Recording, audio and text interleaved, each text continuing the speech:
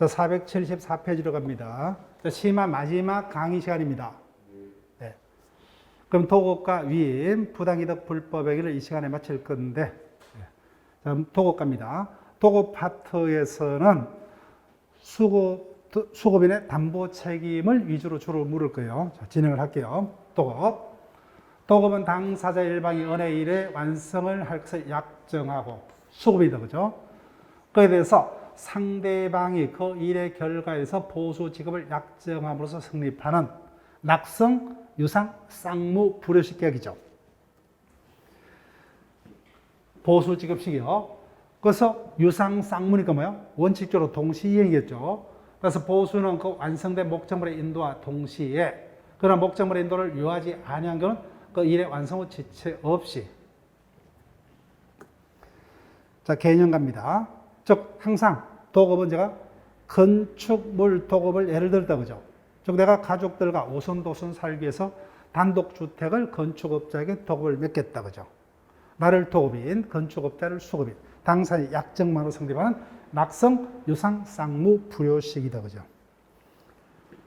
자, 회로 갑니다. 보수 지급과 완성된 목적물 인도는 뭐예요? 동시이행관계, 그죠? 동시이행관계. 자, 그 다음, 이 부분 기억하셔야 돼요. 그래서 건축업자가 건축공사를 수급받아서 완공했죠. 근데 그 건축물이 도급인 소유입니다. 그때는 뭐예요? 건축물에 대한 공사비 대금 체크에서 유치권 행사할 수 있죠. 유치권 행사할 수 있다. 따라서 완성물의 소유권이 도급인에게 기속되어 있는 때는 수급인은 뭐예요? 보수 채권을 담보하기 위해서 유치권 행사할 수 있다, 그죠? 있다. 수급인의 의무입니다. 당이 뭐요? 약정 기간 내에 그 일을 뭐요? 완성할 의무가 있고, 그 다음에 완성했다면 뭐요? 그 목적물을 도급에게 인도할 의무가 있습니다. 자, 이 부분은 여러분들이 한번 읽어보세요. 출제된 적도 없는 판례입니다. 예.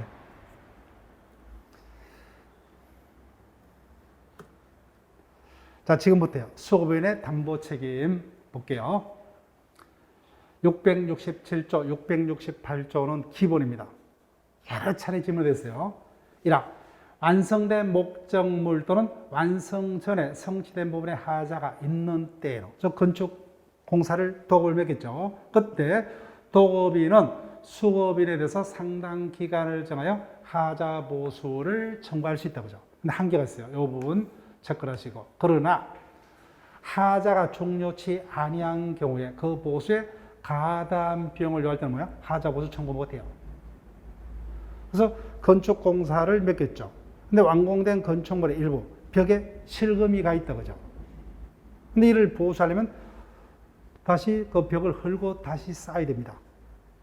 그렇지 않더라도 사는 데는 지장이 없죠, 그죠? 이런 게 엄청난 비용이 들죠. 따라서 그런 경우는 하자 보수는 청구하지 못한다. 야, 그때 도급인은 하자 보수에 가름하여 또는 뭐야? 하자 보수와 함께 손해배상을 청구할 수 있다. 그래서 이 부분은 조문 자체도 여러 번 질문이 됐어요. 그 다음 3항 전화의 경우는 동시이행 항변권에 관한 536조가 적용이 됩니다. 그래서 이 부분 제가 해설을 달아놨죠, 그죠? 그래서 도급인은 수급에 대해서 하자 보수 또는 손해배상을 청구할 수 있고, 그 다음에 뭐요? 수급인은 보수를 청구할 수 있죠. 양자간은 동시이행 관계의 노입니다. 그 다음 가장 많이 답이 됐던 경우요. 668조. 도급인이 완성된 목적물입니다. 완성된 목적물의 하자로 계약의 목적을 달성할 수 없다면 계약을 해제할 수 있다, 그죠? 다만 한 개. 근데 그 목적물이 건물 기타 토지 공작물이다, 그죠? 이때 해제할 수가 없다, 그죠? 너무나 사회적 손해가 크기 때문에. 그 다음 669조요. 자, 이런 부분은 답은 안 됩니다. 전 2조는 목적물의 하자가 도급인이 제공한 재료의 성질 또는 도급인의 지시에 의한 때는 그때는 담보 책임을 못 묻는다, 그죠? 다만 이 경우 수급인이 그 재료 또는 지시의 부적당함을 알고도 도급인이 고지치 않다는 것은 수급인은 담보 책임을 면할 수 없다, 그죠? 자, 존속기간. 이미 압니다. 우리가 매매 파트에서 담보 책임 행사 기간 원칙 몇 년이에요? 1년이죠. 그죠? 똑같아요. 그래서 전3조에 의한 하자 보수 손해배상 청구 및 계약 개정은 뭐예요? 원칙으로 목적물의 인도를 받은 날로부터 1년 내. 1년 내. 다만 목적물의 인도를 요하지 않는 경우는 이를 종료한 날로부터 1년 내다. 그죠? 원칙 담보 책임 행사 기간은 1년입니다. 그런데 건물을 지어주고 뭐예요? 1년까지만 담보 책임을 지겠다. 너무 짧죠. 그죠? 그래서 특징이죠. 1항 토지 건물 기타 공작물의 수급인은 목적물 또는 지방공사에서 원칙 몇 년요? 인도 5년 거죠. 그런데 콘크리트 건물을 5년간만 책임지겠다. 이것도 너무 짧죠. 그죠? 그래서 이와 같은 경관 건물은 10년입니다. 10년. 양 전항의 하자로 목적물이 멸실 또는 훼손된 때는 도급인은 멸실 또는 훼손된 날부터 1년 내. 그죠? 1년 내. 자, 그 다음. 이미 매도인의 담보 책임 파트에서 봤던 거죠. 이 같은 담보 책임에 관한 규정은 이미 붙기죠. 따라서 당사자비로 면책 특약 가능하다. 다만 한계가 있습니다. 소급인은 667조, 668조의 담보 책임 없음을 약정했더라도 뭐요? 알고서 고지치 않는 사실에 대해서는 책임을 면하지 못한다. 그죠? 자, 그 다음. 상식적으로 보세요. 담보 책임은 법적 무과실 책임이라고 그러죠. 그래서 가실상계 제도로 뭐요? 인정 안 되죠. 인정 안 됩니다. 다만 이 같은 담보 책임이 공평 원칙에 입각한 것이므로 하자 발생 등의 도급인의 뭐요? 잘못이 있다면 이 부분 뭐요? 참작은 할 수 있다. 그죠? 참작할 수 있다. 자, 그 다음에 이 부분이 출제가 됐어요. 또 출제가 될 수 있습니다. 한 번 출제가 됐어요. 볼게요. 기성고에 따라서 공사대금을 분할지급을 약정한 경우라도 특별한 사정이 없는 한 소급인의 하자 보수 의무와 동시이행 관계에 있는 뭐요? 도급인의 공사대금 지급 채무는 당해 하자가 발생한 부분에 공사대금에 한정되는 것은 아니다. 이 부분 기억을 해달라고 그러죠. 이 부분이요. 그래서 내가 벽에 금이 가 있는 것을 뭐요? 모르고 그 부분에 공사대금을 지급했어요. 만약에 그 부분에 공사대금에 한해서만 동시이행 항변권을 행사할 수 있다면 이미 지급이 됐기 때문에 동시이행 항변권을 행사 못하죠. 그럼 공평원칙상 반한다. 그죠? 그래서 그 부분에 공사대금이 아니야. 그죠? 그의 상한 액수의 나머지 공사대금 지급이다. 그죠? 이 부분.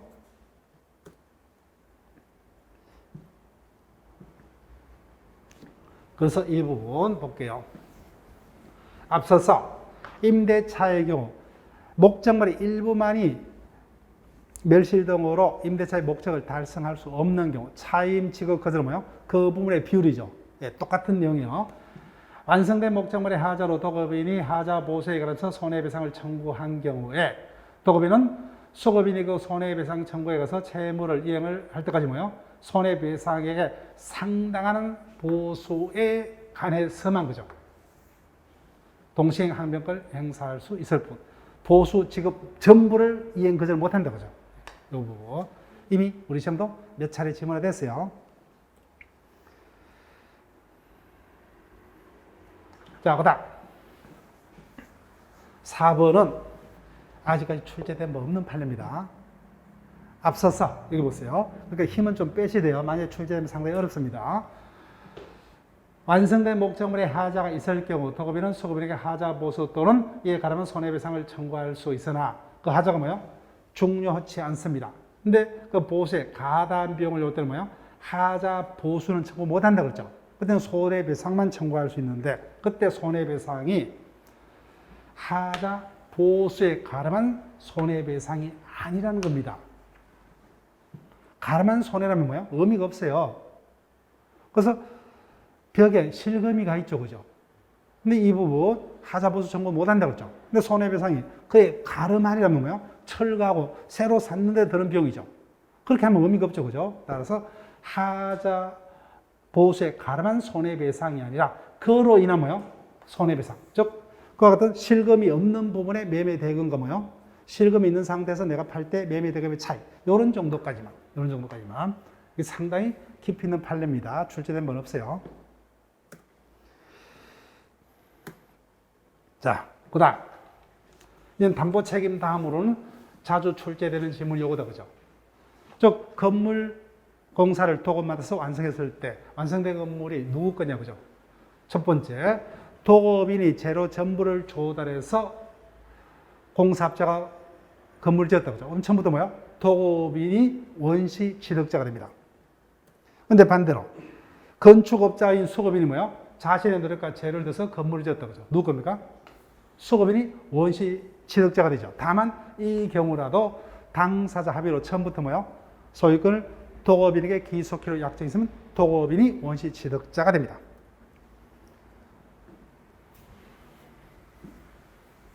도급인의 의무, 보수지급 시 이미 우리가 조문을 봤죠, 그죠? 예. 자, 도급의 종류요. 673조 기본입니다. 완성 후에는 그 목적물의 하자로 계약의 목적을 달성할 수 없는 경우만 해지할 수 있죠. 그죠? 해지. 근데 완성 전에는 뭐예요? 무조건입니다. 무조건 뭐예요? 도급인은 수급인에게 손해를 배상하고 계약을 해지할 수 있다. 자, 그 다음. 674조. 이 조문은 뭐예요? 임대차도 동일하게 똑같이 출제될 수 있어요. 어디든 출제되는 답은 똑같아요. 1학. 도급인이 파산되었습니다. 그때 뭐요? 이미 공사를 진행해봐야 의미가 없죠. 그때 수급인들은 파산관제는 계약을 해제할 수 있다. 이 경우에는 수급인은 완성된 부분에 대한 보수 및 보수에 포함되지 않는 비용에 대해서 파산제도에 배당 가입할 수 있다. 2항이요. 이 경우 파산된 것도 힘든데 그죠? 손해배상을 청구할 수 없다, 그죠? 이 경우 손해배상은 청구 못합니다. 그래서 똑같이 뭐야? 임대차에도 똑같은 규정이 있어요. 그래서 이 지문이 뭐야? 여기서 출제될 수도 있고 임대차도 출제가 될 수 있다. 자, 그럼 기출 문제를 가지고 볼게요. 틀린 거 4. 1번. 당연히 뭐야? 특별한 사정이 없는 한 건축업자인 수급인은 인부를 사서 뭐야? 공사를 완성할 수 있다, 그죠? 완성할 수 있다. 그 다음. 2번. 완성된 주택을 도급인이 원시 취득합니다. 그때 뭐야? 수급인은 공사비 채권을 담보해서 유치권 행사할 수 있다, 그죠? 그 다음. 3번. 도급인의 파산으로 수급인이 계약을 해제한 때에는 수급인은 도급인에 대해서 해저량 손해배상 뭐야? 청구할 수 없다죠. 예, 청구할 수 없어요. 파산도 힘든데, 그죠? 손해배상까지는 안 되죠, 그죠? 그 다음, 완성전입니다. 완성전은 무조건 해제할 수 있죠, 그죠? 그래서 수급인에게 손해배상과 계약을 해제할 수 있다. 그 다음에 제일 중요한 게 이거죠. 668조. 완성된 주택의 하자로 계약의 목적을 달성할 수 없더라도 뭐야? 도급인은 계약을 해제할 수 없다, 그죠? 없다.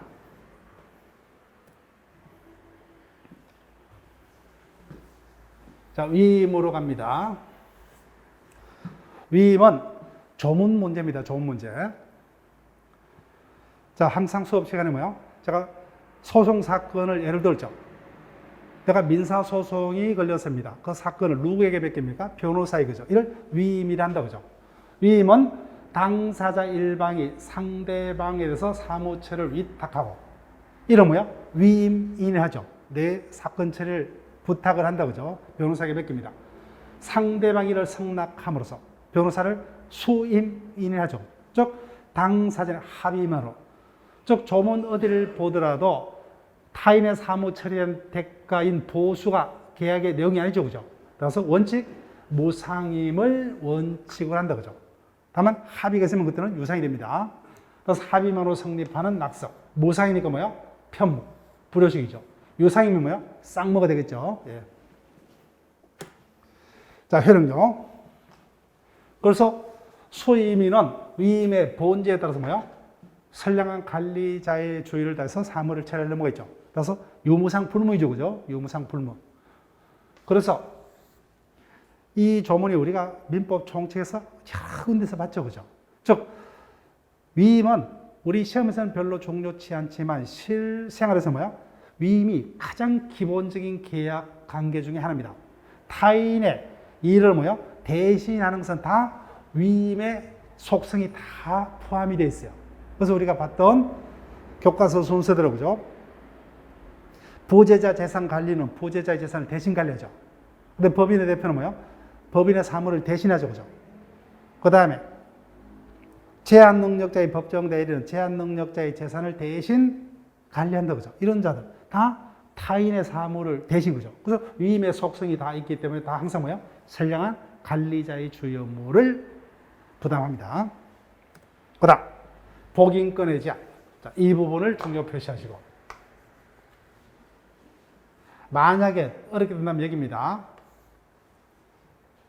그래서 임의 대리인의 복대리인 선임 요건과 그에 따른 본인의 책임 규정이죠. 이 부분이 위임의 경우 그대로 적용된다고 했죠. 한번 출제가 됐어요.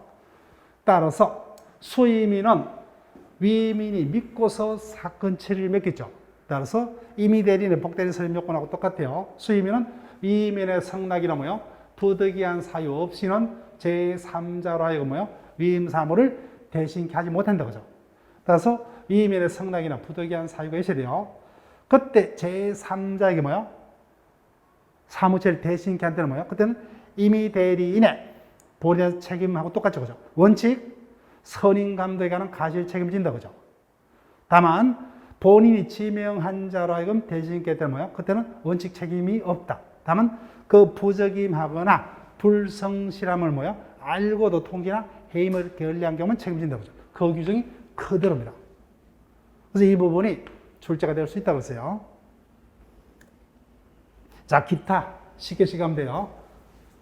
이 부분은 지문화될 뿐이지 답하고는 상관없어요. 그래서 변호사는 당연히 뭐야? 내 사건을 대신 처리하고 있기 때문에 위임인의 청구에서 뭐야? 언제든지 사건 처리 사항을 보고하고죠. 종료가 되면 뭐야? 지체 없이 그 전말라에게 보고할 의무가 있죠. 그죠? 보고할 의무가 있다. 그 다음.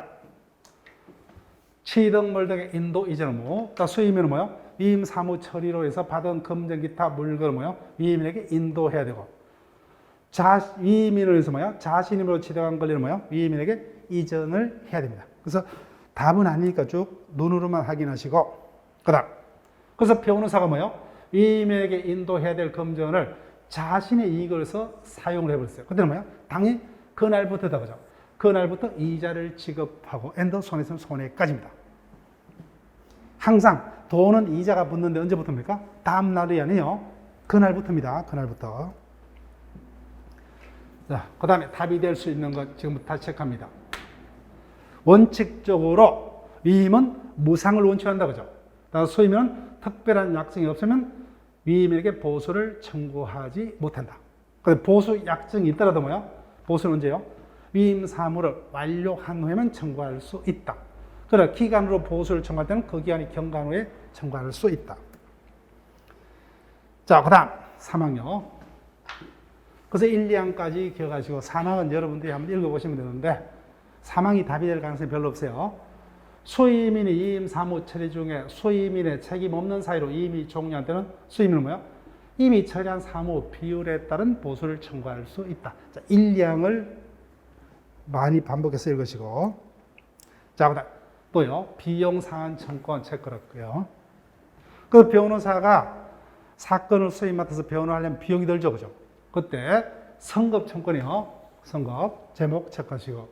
위임 사무 처리의 비용을 요한 때 뭐예요? 위임인은 수임인의 청구에서 이를 선급을 해야 된다. 그죠? 유무상 불문하고. 그다음 688조 갑니다. 수임인이 위임 사무 처리에 필요비를 지출했다. 그죠? 당연히 상한 청구할 수 있죠. 엔더 이자까지고요. 지출한 날 이후에 이자까지. 그죠? 이자까지. 그 다음. 이항 수임인이 위임 사무 처리에 필요한 채무를 대신 부담한다는 거죠. 그때는 위임인에게 자신에게 가름해서 이를 변제케 할 수 있고 그 채무가 변제기에 있지 않다는 뭐야? 상당 담보를 제공하게 할 수 있다. 그 다음 3항 체크할게요. 수임인이 위임 사무 처리를 하다가 뭐요? 손해를 입었다. 그때 모든 손해가 아니라 가실 없이 척할게요. 그래서 자신의 잘못으로 인한 손해 배상 청구 못하죠. 가실 없이 이번 손해에 대해서는 위임인에게 배상을 청구할 수 있다. 자, 그다음 위임의 종류요. 제일 자주 질문하는 경우다, 그죠? 위임은 내가 변호사를 믿었기 때문에 사건 처리를 맡겼죠, 그죠? 그래서 언제든지입니다. 언제든지 각 당사자가 해지할 수 있다, 그죠?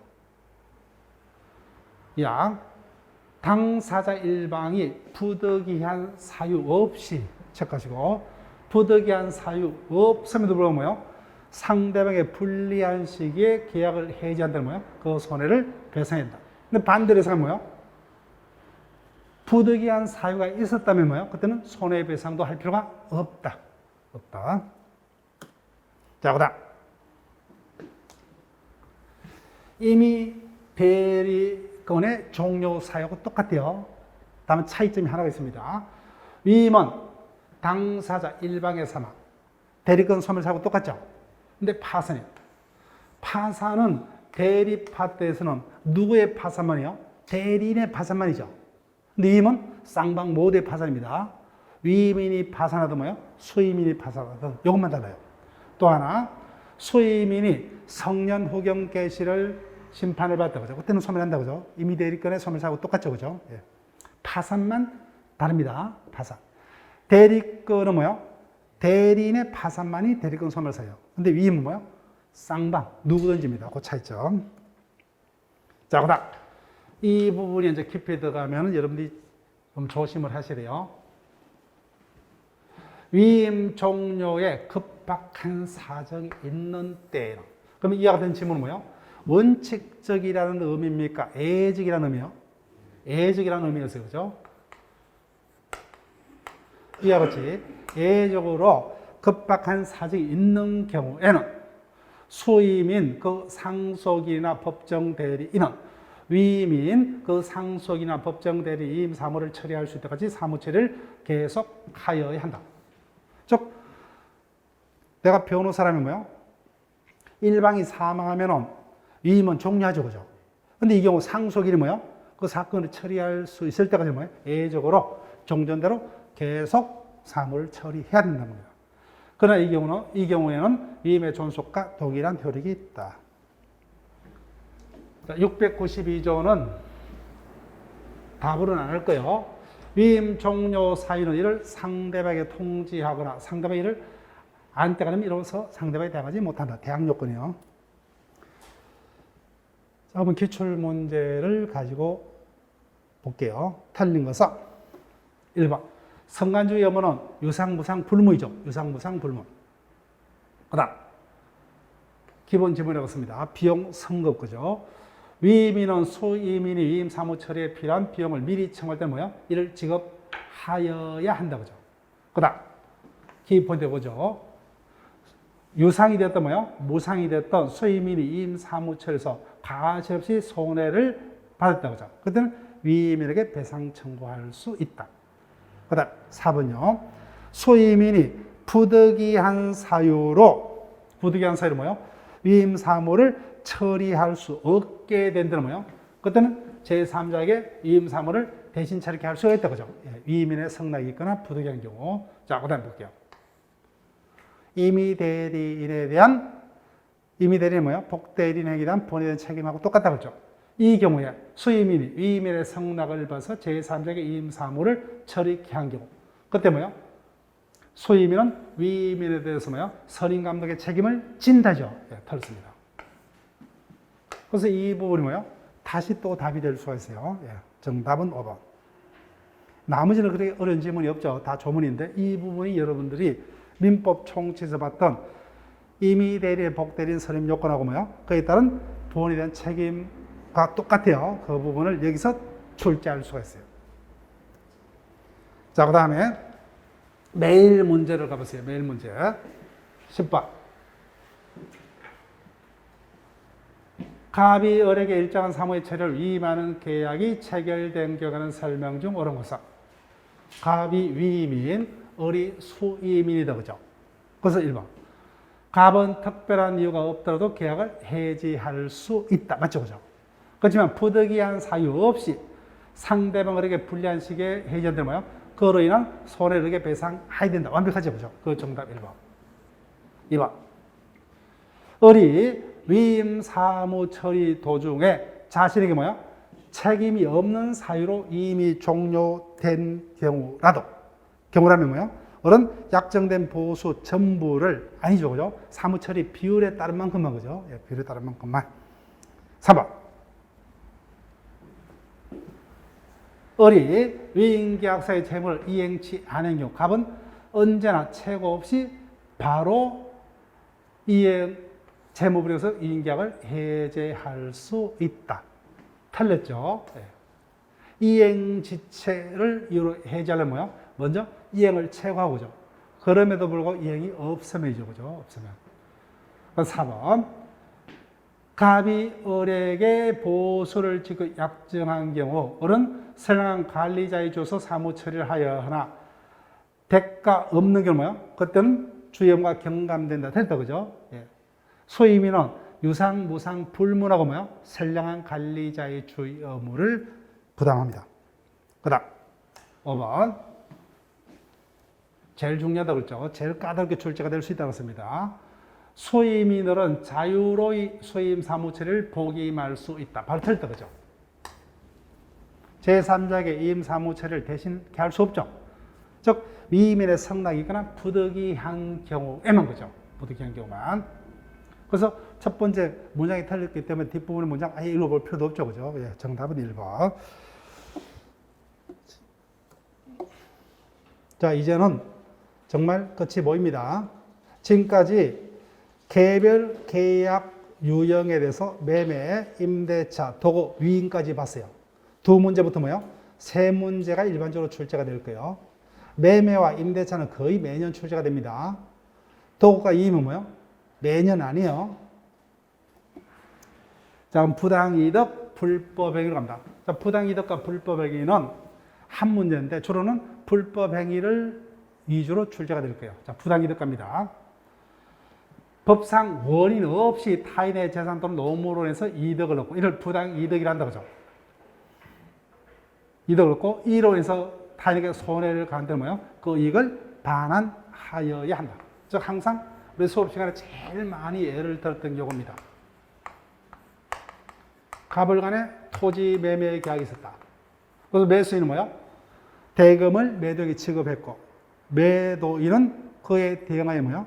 소유권을 넘겨줬죠. 근데 계약이 무효가 되었습니다. 이행 전에 이행할 필요 없지만 이행 후에는 뭐야? 원인이 없어졌죠, 그죠? 그래서 각 당사자가 뭐야? 상대방으로부터 받은 이득은 부당한 이득으로서 뭐야? 반환하여야 한다, 그죠? 자, 조문입니다. 742조. 채무 없음을 뭐야? 알고서 자기가 변제했죠. 그때는 원칙적으로 그 반환을 청구하지 못한다. 악의 비체 변제랍니다. 제목은 뭐 신경 쓰지 마시고. 그 다음 743조. 민법 총칙에서 153조. 기한의 이익은 미리 포기할 수 있죠, 그죠? 그래서 변제기에 있지 않은 뭐야? 채무 변제는 유효입니다. 유효죠, 그죠? 그 원칙 유효이기 때문에 그 반환을 청구하지 못한다. 그러나 채무자가 뭐야? 변제기가 되지 않았음에도 불구하고 착오로 변제가 된 걸로 뭐야? 착오해서 변제가 되는. 그때는 뭐야? 채권자는 이로 인한 얻은 이익을 반환돼요. 이익을. 그 조문 기억할게요, 요 부분. 따라서 이행한 그것을 뭐야? 그대로 반환이 아니라 뭐야? 당연히 변제기 전에 변제도 유효하기 때문에 변제하 뭐야? 그 내용을 그대로 반환을 요구할 수 있는 것이 아니라 뭐야? 그로 인한 채권자에게 생긴 이익만 채권자가 반환해야 됩니다. 그 다음 744조. 채무 없는 자가 착오로 변제를 했다면 뭐야? 원칙 부당이득으로 반환 청구할 수 있어요. 다만 그 변제가 도의관념에 적합한 경우는 뭐예요? 그때는 반환 청구하지 못한다. 조문 정도만 기억을 하시고. 자, 그 다음 745조입니다. 채무자 아닌 자가 뭐예요? 변제는 제3자도 할 수 있죠. 근데 이 자가 뭐예요? 착오로 타인의 채무를 잘못 변제를 한 경우 반환 청구할 수가 있습니다. 다만 이 경우 채권자가 선의로 정서를 해멸하거나 담보를 포기하거나 시효에서 채권을 이런 데도 뭐요? 그때는 채권자를 보호하기 위해서 그때는 반환 청구 못합니다. 그때는 뭐요?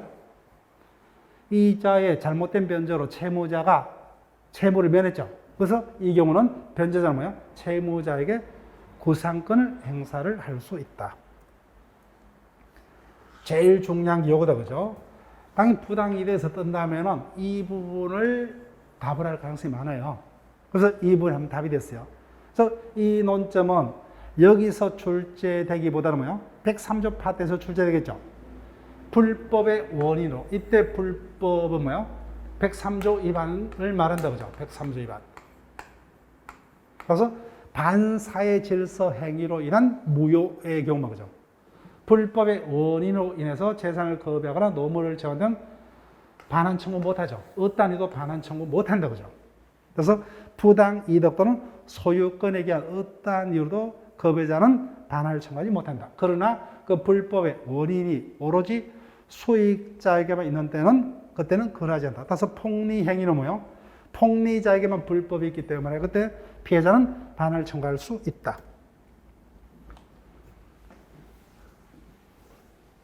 747조로 갑니다. 1항. 원물 반환의 원칙이죠. 근데 수익자가 그 받은 목적물을 반환할 수 없다는 가액 반환. 그 다음, 2항. 수익자가 그 이익을 반환할 수 없는 경우에 수익자로부터 뭐요? 무상으로 그 이익의 목적물을 양수한 자는 뭐요? 원칙으로 반환 의무가 없어요. 다만 그 자가 악의인 경우만 반환 책임을 부담 씌웁니다. 748조 익숙한 지문이다, 그죠? 그때 구체적인 반환 범위. 선의자는 현존한 이익까지만. 악의자는 뭐야? 받은 이익이다 이자 플러스 손해까지. 그 다음 749조도 우리가 익히 익숙한 조문이요. 수익자가 처음에는 몰랐죠, 그죠? 그 이익을 받은 후 비로소 법상 원이 없음을 알았다, 그죠? 그때는 언제부터요? 그때부터다, 그죠?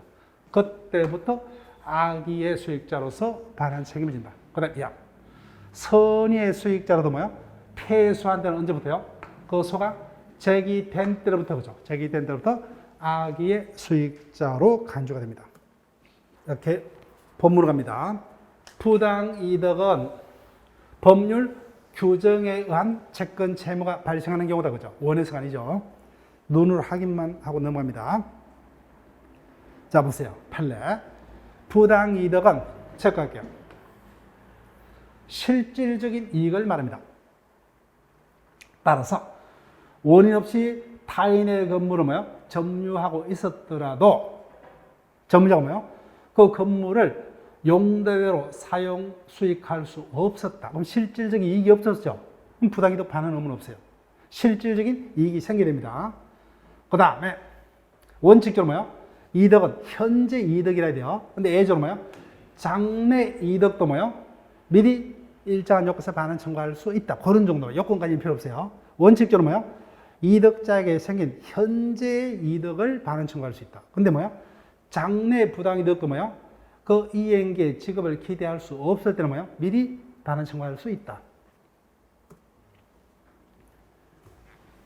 자, 내용을 합니다. 부당이득은 반환해야 돼요. 원물 반환을 원칙으로 한다, 그죠? 원물 반환이 불가하면 가액 반환이 됩니다. 그 다음. 원칙적으로 뭐요? 악의의 수익자로부터 뭐요? 양도받은 자는 반환 의무가 없죠. 다만 전덕자가 뭐요? 무상으로 받았다, 그죠? 그때는 그 전덕자도 반환 책임을 예외적으로 부담할 수 있다. 자, 그 다음 반환 범위. 반환 범위는 손실자의 뭐요? 손실을 한도로, 그죠? 이득자가 얻은 실질 이득을 반환해야 돼요. 따라서 수익자에게 뭐요? 부당 이득이 생겼더라도 그로 인해서 뭐요? 타인에게 손해가 없다면 그때는 뭐요? 반할 필요가 없어요. 그 다음 손해가 있더라도 뭐요? 손실액이 이득액보다 뭐요? 적을 때는 손실액까지만. 그래서 계약금을 받은 1,000만 원을 뭐요? 주식을 투자해서 1억 원으로 불렸죠, 그죠? 그때는 뭐요? 계약금까지만 반하면 좋겠죠, 그죠? 계약금까지만. 반대로 이득액이 손실보다 적을 때 뭐요? 그때는 이득액까지만 반환해요. 한마디로 뭐요? 손실자의 손실을 한도로 이득자에게 뭐요? 생긴 실질 이득액을 반환하면 족합니다. 그 다음 선의자는 뭐요? 현존하는 이익까지. 이 부분은 민법 총칙이 그죠? 금전상의 이득은 현존한 걸 추정을 합니다. 판례가. 그 다음 악의자는 뭐요? 받은 이익 플러스 손해까지. 계속 조문요. 처음에는 몰랐죠. 이익을 받은 후 비로소 법상 원인이 없으면 알았다 그죠? 그때부터 악의자의 책임을 지고, 다만 선의자는 뭐요? 패소한 때는 그 소가 제기된 때부터 악의자로 간주가 됩니다. 자, 그 다음 계속요. 비체 변제요. 반환 청구할 수 없는 경우.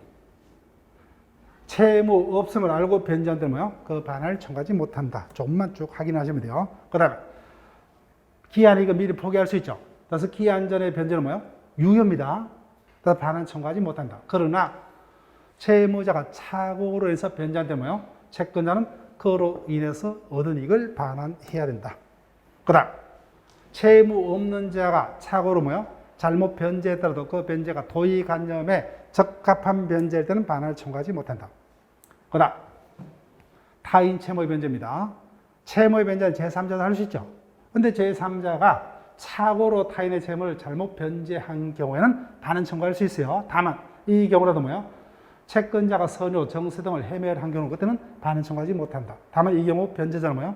채무자에게 그로 인한 구상권을 행사를 할 수 있다. 자, 불법원인 급여가 제일 중요하다고 씁니다. 자, 보세요. 이때 불법이란 뭐요? 반사의 질서 행위만을 말하죠. 따라서 법에 뭐요? 위반했더라도 뭐요? 그게 반사의 질서 행위가 아니라면 불법원인 급여는 아니에요. 그죠? 그래서 제가 민법 총칙에서 무효는 그 원이 다양하지만 우리는 뭐요? 딱 두 가지 무효로 나눠서 그죠? 그래서 103조 위반의 무효는 뭐요? 이 경우에는 절대로 반환 청구하지 못한다. 나머지 모든 무효는 뭐요? 이 경우에는 싹 다 반환을 청구할 수 있다. 그죠? 이렇게 기억을 해달라고 그랬어요. 자, 그 다음, 미연은 신경 쓸 필요 없어요. 그 다음, 급부의 개념도 볼 필요 없어요. 그 다음, 이 부분 기억하셔야 돼요. 민법 총칙에서. 이때 뭐요? 반환 청구하지 못하는 이거 뭐요? 그 급부가 종국적으로 뭐요? 수익자에게 기속이 되죠. 그래서 도박을 위한 채무는 변제할 필요가 없죠. 근데 이미 뭐야?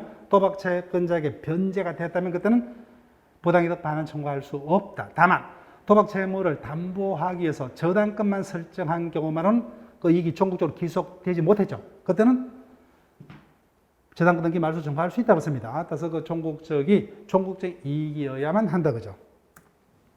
그다음 효과. 따라서 이와 같은 불법원인 거부의 경우 뭐요? 어떠한 이유도 반환 청구하지 못하죠. 그죠? 부당이득 또는 소유권에 대한 어떠한 이유도 반환을 청구하지 못합니다. 다만 파트는 보지 마시고 너무 깊이 들어갑니다. 자, 다만 불법의 원인이 오로지 뭐야? 수익자에게만 있는 데는 그때는 반환 청구할 수 있죠. 그죠? 자, 혹시나 이 부분 판례는 기억할게요. 윤락을 대상으로 설명할게요. 포주와 윤락녀 간에 뭐야? 윤락을 종삭케 하는 대가로 미리 뭐요? 어떤 선불금을 지급했다든지 화장품 등 옷을 미리 사주는 경우가 있죠. 그죠? 그 다음에 또 윤락 대가로 뭐요? 누가 도맡아서 보관합니까? 포주가 도맡아서 보관하죠. 한쪽만 나쁩니까? 둘 다 나빠요? 둘 다 나쁘죠. 근데 누가 더 나빠요? 포주가 더 나쁘죠. 그래서 이거요. 이 경우 수익자의 불법성이 급여자의 그것보다 뭐요? 현저히 큰 데에 반해서 급여자의 불법성은 미약한 경우에 그때는 뭐요? 윤락녀는 뭐요? 윤락의 대가를 포주에게 반환 청구할 수 있다 그죠? 그렇지만 포주는 뭐요? 외상으로 사준 옷값 대금 등을 반환 청구하지 못한다 그런 내용입니다. 자, 재웅청량령 오요고요. 적용 범위. 불법원인 급여는 뭐요? 어떠한 이유도 반환 청구할 수가 없다. 그죠? 부당 이득을 이유로 한 경우뿐만 아니라 소유권에게 뭐요? 어떠한 이유도 반환 청구하지 못한다. 그래서 결론적으로 도박 채무는 변제할 필요가 없는데 변제했다. 그죠? 반사적으로 눕게 돼요. 도박 채권자게 된다. 그죠? 자, 그럼 기출 지문을 확인을 해볼게요. 틀린 거 4. 조문 그대로죠. 채무 없음을 알고 이를 변제할 때는 반환을 청구하지 못한다. 그 다음 부당이득 반환에서 뭐요? 수익자가 악이라는 점 뭐요? 이를 주장하는 자가 맞죠? 그죠? 주장하는 자가. 그 다음 3번 계약상의 급부가 계약의 상대방뿐만 아니라 제3자 이익으로 된 경우 급부를 한 계약의 당사자는 제3자에서 직접 부당이득 반환을 청구할 수 있다. 모르겠죠? 그죠? 자, 그럼 일단 넘어갑니다. 그래서 고민할 필요가 없어요. 나머지 질문을 쉽게 먼저 갑니다. 4번 채무 없는 자가 착오로 변제할 때 뭐요? 그 변제가 도의관념에 적합한다는 반환 청구하지 못한다. 그죠? 그 다음 타인의 토지를 점유함으로 인한 부당이득 반환 채무는 그때는 기한이 정함이 없는 채무입니다. 그때는 뭐요? 이행의 청구를 받은 때로부터 지체 책임을 진다. 그럼 답이 몇 번이 돼야 돼요? 3번이 돼야 되겠죠. 자, 그러면 굳이 외울 필요는 없이 교과서 해설 파트를 한번 보세요. 3번 계약상의 급부가 계약의 상대방뿐만 아니라 제3자 이익으로 된 경우에 급부한 계약 당사자가 상대방에 대해서 반대 급부를 청구할 수 있는 이에 제3자에 대해서 뭐야? 부당이득 반환 청구를 할 수 있다고 하면 자기 책임하에 체결된 계약에 따른 위헌부담을 제3자에게 전가시키는 계약이 돼서 뭐요? 계약법의 기본 원리가 되기 때문에 이와 같은 경우라도 뭐요? 그로 인한 법률상의 효과는 누구들 간에면요? 자기들끼리만. 따라서 부당이득도 뭐요? 누구에게만? 상대방에만 반환 청구할 수가 있다는 겁니다. 따라서 이 부분 판례까지 뭐야? 우리인데 출제자가 뭐야? 알고 있으라는 요구 아니에요. 근데 3번 지문은 모르더라도 뭐야? 나머지 지문을 내가 OX를 판단할 수 있죠. 그럼 뭐야? 3번 지문이 틀리게 될 수밖에 없죠. 예, 그런 식으로요. 그래서 나머지 지문 정도를 부탁드릴게요. 자, 불법행위로 갑니다. 자, 불법행위는 항상 수업 시간에 뭐요? 의료사고라든지 교통사고를 예를 들면서 설명했다, 그죠? 그래서 원행자가 뭐요? 고의 또는 가실로 행위를 치어 다치겠죠. 그러면 행인에게 발생한 재산상 손해를 배상해야 됩니다. 그래서 원해서가 아니죠. 법률 규정에 의한 채권 채무가 발생하는 경우입니다. 자, 2번 체크할게요. 양자는 별개죠. 별개입니다. 그래서 양자는 요건을 달리하기 때문에 하나의 사실에서 두 가지가 동시에 경합할 수 있다. 그래서 뭐야? 말로서 설명할게요. 임차인이 잘못으로 뭐야? 임대차 목적물을 훼손했다. 여기 뭐야? 임대차 계약상의 채무불이행 책임도 성립할 수 있고 불법행위 책임도 성립할 수 있죠. 양자는 별개입니다. 그래서 둘 다 위법행위라는 점. 그 다음 뭐야? 그로 인해서 타인에게 발생한 손해를 배상해야 한다는 점. 그 다음 뭐야? 그 손해 발생에 대해서 채권자 또는 뭐야? 피해자의 잘못이 있다면 그 부분은 공제해야 된다는 점. 이런 부분은 똑같아요. 외우려고는 하지 마시고 차이점을 읽어요. 의료사고의 경우 피해자가 의사에게 그런 손해배상 책임을 물으려면 불법행위 요건 사실은 다 누가 입증해야 돼요? 피해자가, 그죠? 피해자가. 그래서 불법행위 책임은 피해자가 요건을 입증해야 돼요. 근데 채무불이의 경우 채무자에게 기책 사유가 있는 경우만 손해배상 책임을 지죠. 그래서 기책 사유가 있다 없다는 누가요? 채무불이행 책임을 면하고자 하는 채무자가, 그죠? 채무자가. 나머지 이 부분은 보지 마시고. 예. 그래서 일단은 그렇죠. 양자는 별개다. 동시에 성립할 수 있다. 그런 정도까지만요. 자, 요건을 갑니다. 불법행위가 성립하려면 첫 번째 가해자에게 고의가시든 기책이 있어야 됩니다. 누가요? 피해자가 입증해야 되죠. 그 다음에 두 번째 가해자가 뭐요? 행위 당시에 책임 능력이 있어야 되죠. 그때 요 부분만 하나 체크할게요. 책임 능력이 있다 없다 누가요? 책임을 면하고자 하는 가해자가 입증을 해야 돼요. 남이 다 뭐요? 피해자가 다 입증하죠. 책임 능력만 가해자입니다. 그래서 책임 무능자는 뭐요? 타인에게 생긴 손해를 배상할 책임이 없죠. 그죠? 배상할 책임이 없다. 그 다음에 가해 행위가 뭐요? 위법해야 됩니다. 따라서 타인이 뭐요? 나를 살해하려고 그런다. 그죠? 근데 가만히 앉아서 죽을 수는 없죠. 이를 방해하기 위해서 뭐요? 그 자를 때려 눕혔다. 다쳤죠? 그렇지만 나는 책임이 있다 없다? 없다. 그죠? 이 같은 정당 방위의 경우는 위법치 않기 때문에 타인에게 발생한 손해배상 책임이 없다. 그 다음, 피해자에게 뭐예요? 손해가 생기고 그 손해가 가해자의 행위로 인한 인과관계가 있어야 된다. 이때 배상은 뭐예요? 현실적으로 발생한 손해죠. 그죠? 현실적으로. 다 누가요? 피해자가 다 입증해야 돼요. 자, 그 다음. 조문 문제입니다.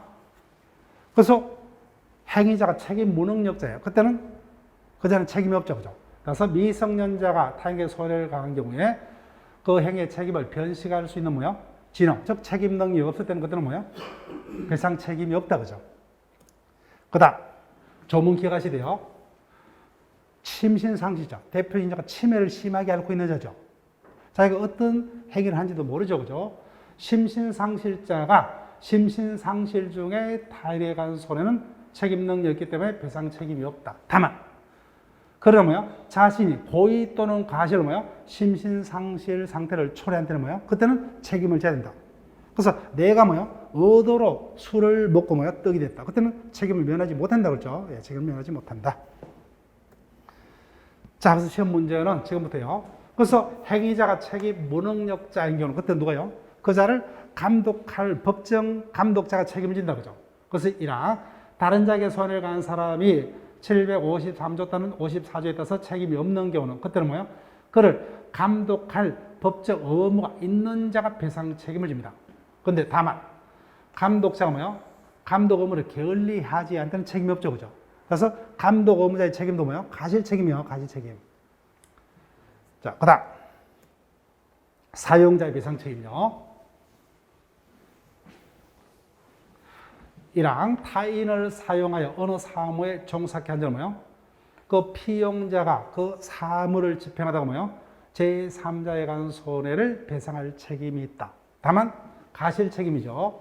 그래서 사용자가 피용자의 선임이 감독에 관해서 뭐예요? 가시셔야 돼요. 따라서 선임이 감독에서 상당한 주의를 한데 또는 상당한 주의를 해더라도 뭐예요? 손해가 있을 때는 그때는 책임이 없다. 따라서 선임 감독의 가시 있는 경우에 피용자의 행위로 타인에게 발생한 손해를 배상할 책임이 있다. 그 다음,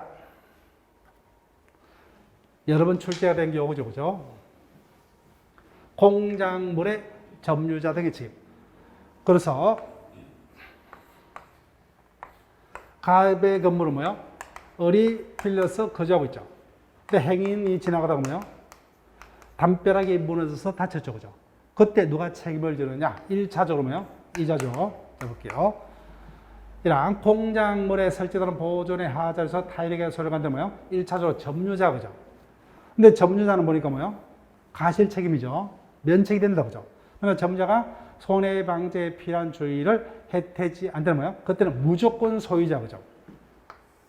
2차적으로죠. 그때는 2차적으로는 임대인. 근데 임대인의 책임은 뭐예요? 무조건이죠. 따라서 우리 시험 보면서 순수한 무과실 책임을 지는 자는 누구밖에 없죠? 공작물의 소유자밖에 없죠. 그죠? 소유자.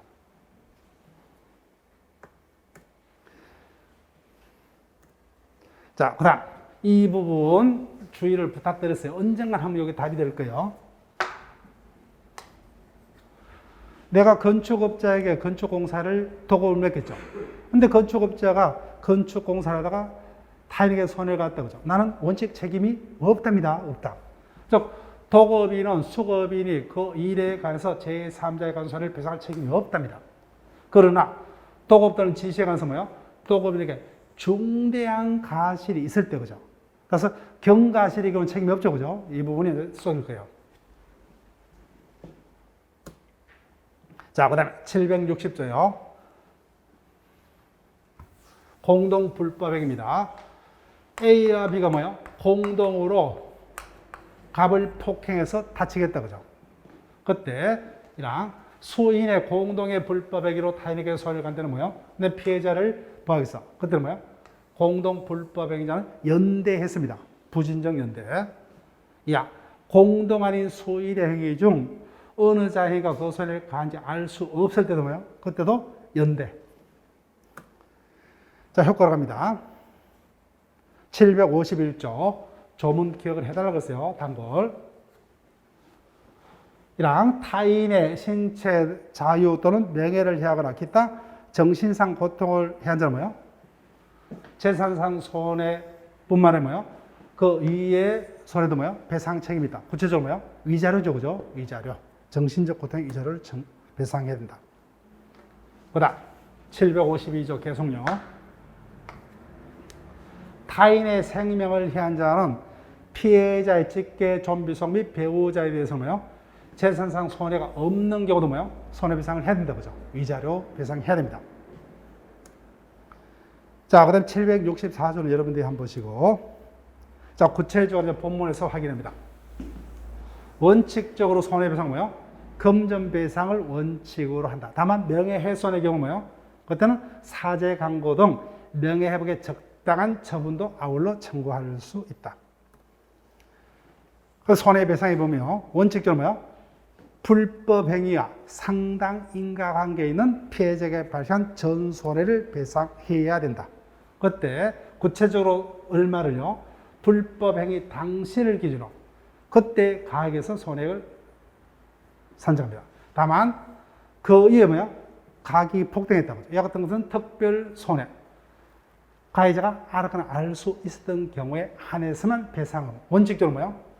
행위 당시의 교환 가격의 상당 인과관계에 있는 손해까지만. 자, 가시상계죠.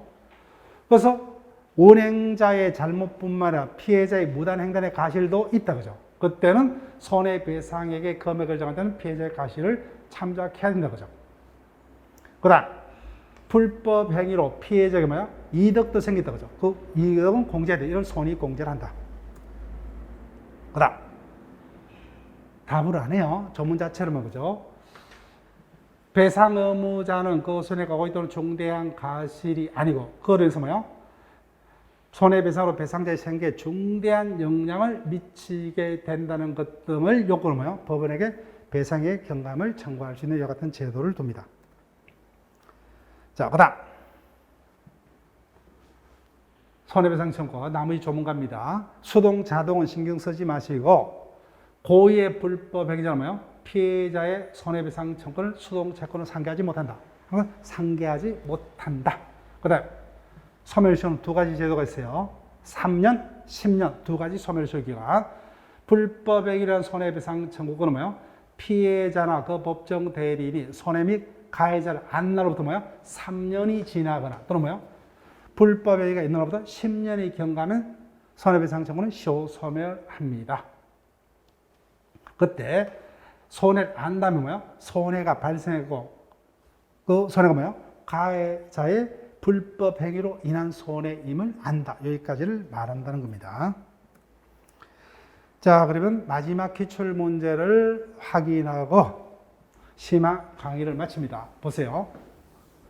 갑이 자신의 가실 없음을 스스로 증명하여 불법 행위 책임을 면할 수 있는 것을 모두 고른 것은. 반대로 뭐요? 무과실 책임을 지는 것만 빼면 되겠죠. 근데 순수 무과실 책임을 지는 건 뭐밖에 없어요? 공작물의 소유자 책임밖에 없죠. 남이 다 가시세요. 그래서 기업, 갑의 보호 감독을 받는 심신상실자가 매장에서 물건을 파손했다 그죠. 그때 가실없음을 입증을 하면 책임을 면할 수 있죠. 그다음 사용자 책임입니다. 피자집 사장 갑의 종업원이 배당 중 행인에게 손해를 입혔다 그죠. 선임 감독의 가실없음을 입증하면 책임을 면할 수 있다. 그다음 이거 갑이 소유한 끝났죠. 그럼 갑은 뭐요? 무조건 책임을 져야 되죠. 무조건 책임져야 돼요. 그래서 정답은 기역면이죠. 그죠?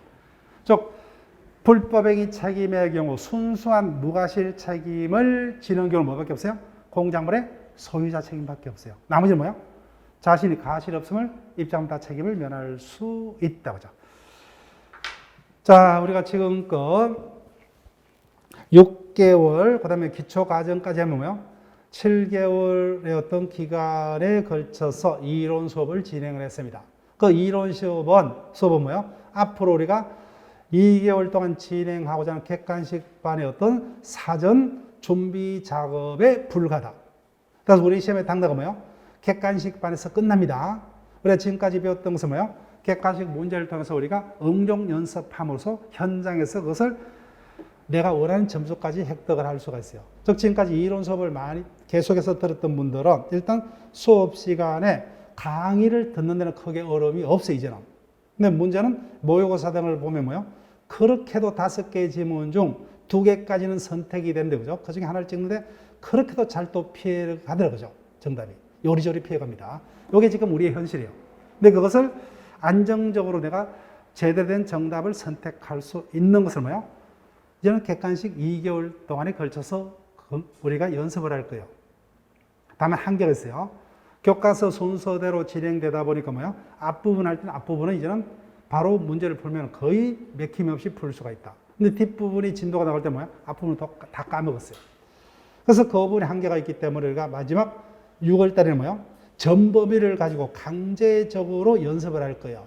그러면 그 과정이 우리가 마치지면 현장에서는 전 과정의 기억을 뭐요? 온전한 채로 우리가 현장에 가서 내가 연습했던 뭐요? 그 점수가 될 겁니다. 그래서 민법을 일단 공부할 때는 제일 힘들지만 당분간도 뭐요? 모의고사 치면은 3과목 중에서 민법이 제일 점수가 안 나올 거예요. 근데 이게 응용 과정을 거치게 되면은 거의 우리가 시험 치를 마지막 점 단계에 가서는 3과목 중에 민법이 가장 안정적으로 점수가 나올 거예요.